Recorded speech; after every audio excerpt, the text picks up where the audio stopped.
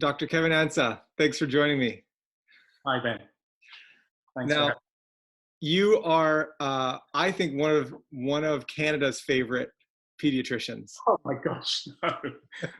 Well, I mean, I know that my wife, as a nurse, she speaks very highly of you.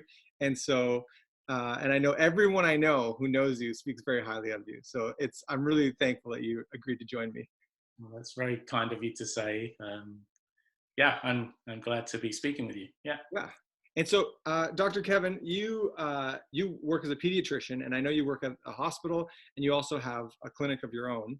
But tell us a little bit about what you do and what that looks like day to day, and even right now, what that looks like. Okay. So yeah, you're right. I'm a hospital and community pediatrician. I'm not an epidemiologist, and I'm not an infectious disease expert by any means. But I work in both hospital and a pediatric clinic setting. So yes, I'm very much involved in both those areas. In the hospital, I work in the neonatal intensive care unit. I feel very privileged to do that.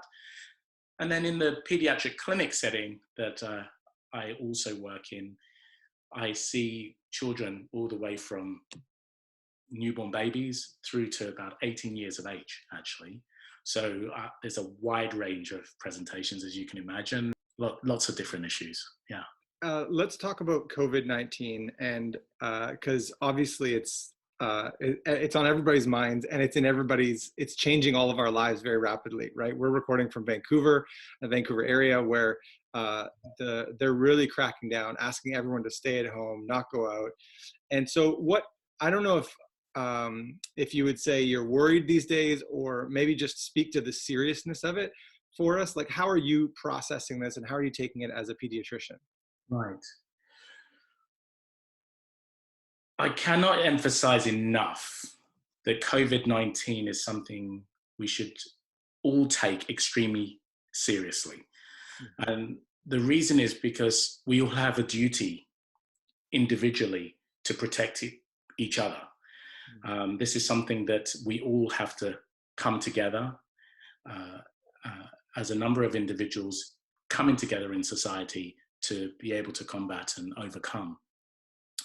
Although we might not all become infected, we will all be affected by this in some way.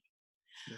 It's not just about literally trying to battle against the disease or avoid becoming infected yourself. It's also the fallout from the fact that the world is experiencing all of this at the same time, i.e. we have a pandemic. So because of that, we have all these collateral damage areas as well. You mentioned jobs, people not being able to see or look after their loved ones like they typically have been able to do because of social distancing. They can't do these things. Cutbacks in terms of economic measures that all of these things have major impacts, even down to the fact that you can't practice your normal engagements and the things that give you enjoyment in life. People are having to scale back on these things. That's an impact on you. So it is important. Yeah. I've been talking with Melissa about I think the number one questions for me are like, I want to know about where is this going? What's the timeline? How many cases test positives cases are going to come up, and how many people are going to die? And I want like hard, concrete numbers. And in conversation with her, especially when I'm thinking, hey, how long is this going to last? This, stay-at-home business and social distancing. And I think it seems like the question is impossible to answer in some ways, because it's so dependent on our response and how the communities that we live in are responding. And so can you just speak to that a little bit? Like, we really want the timeline and the numbers, but there's this kind of, it seems like it's dependent. Is that true? I think you've hit the nail on the head there, because it really is true. We have a lot more power than we think we have when it comes to dealing with this.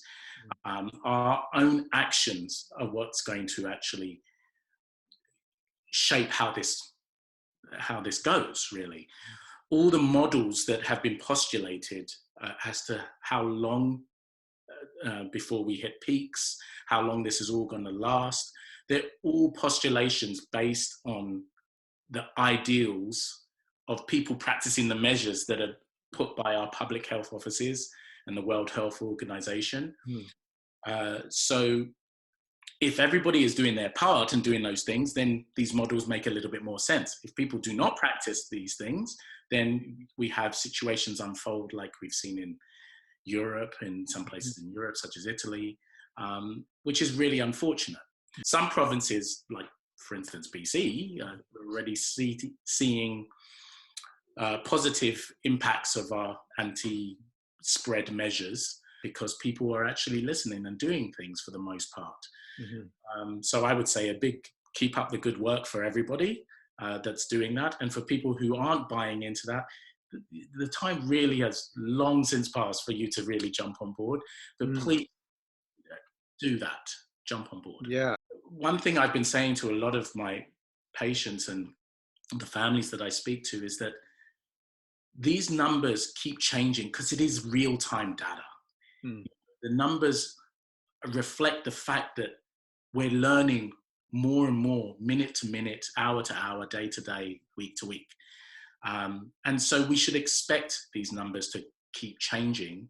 And also the fact that there is a kind of an iceberg effect that we are seeing. So we're seeing what's at the top. And there's a whole portion of people that may not have even been tested, but who have the disease. So, and most of them are going to recover, which is great. We know that about 7% of people infected will become hospitalized. The implication is that the infectious rate is much higher than that. We know that about 2.5% to 3% may become critically ill and require intensive care units to take over their care. Unfortunately, we know about 1% will succumb to it. It has got about a 1% fatality. And when you put that in comparison to flu or influenza, that's about 0.1. So yeah, this is something to be taken seriously. Now we have to say, what can we do as much as we can as a community come together to limit the the damage that is done? And that's exactly right. It is about our actions from this point, and it has been for a number of weeks. What are we going to do about this absolutely disastrous, terrible thing that's happened? But there is so much that we can do, and we can most certainly and will certainly overcome it. But we want to limit the damage that this does. So that's where the responsibility comes and falls on us all. Speak to me something. Are you seeing some encouraging signs of things that you're encouraging? I mean, you mentioned even the community in Vancouver area and BC starting to come together and trying to shift the direction of everything. What else has been encouraging for you in the middle of it? Yeah, that's a great question. I'm encouraged by a lot, actually. There's no doubt about it that it's a horrible thing to have to deal with at work. It's a horrible thing to have to listen to on the news. But I'm encouraged that society is changing, and I think it's changing for the better. I just finished a bike ride, actually. I'm just thinking now, a bike ride with my wife and family, my wife and children.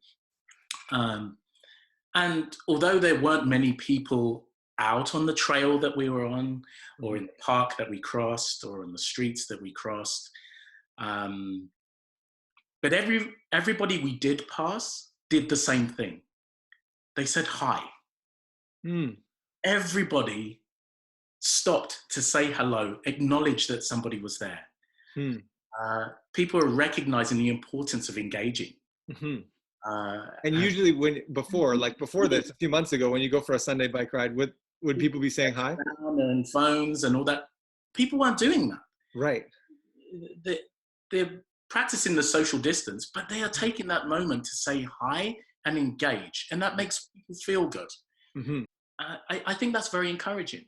I think we're all hearing stories of nuclear, and myself included, nuclear families are spending more time together. They're coming up with ingenious ways to make that time enjoyable, especially with their children. Right, right. Which is not easy for many families. But it's great that people are doing that, they're engaging more with their children. In homes, people are reaching out to, those distant family members and distant friends that they haven't spoke to for a while, just to check in. Yeah. That's great. That's great societal change. People seem to care more. I think that's really good. And then, of course, people are respecting and appreciating those who are putting themselves in harm's way for us, which is always really welcomed and really thanked. And, for one, we go out at 7 o'clock and we applaud the frontline workers as well, including the firefighters, the ambulance crews, but also everybody, not just the frontline workers, everybody who is saying, we need to come together. There's that sense of solidarity as we're all we're banging pots on our deck. We're kind of going bang bang bang. We're yelling thank you. And in the distance, I can see someone's lighting off fireworks. It's like there is this sense of, hey, we're in this together. And so I do think that it's that positive. This is it's a really scary, serious thing that's happening. The pandemic. It's a disaster in many ways. But the community is coming together, and we're saying we're not going to let that take everything from us. I'm going to take that and say that that's the greatest thing that's coming out of it for me. I think it's actually quite timely because the news has completely shifted and it's all focused on this quite rightly. But if you think back a number of months or over the last year, most of the news has been predominated by stories where there's division, stories where people are putting walls around themselves, stories where there's more protectionism. People are just getting insular. There's less connection, less engagement. Right. Then we get hit by this.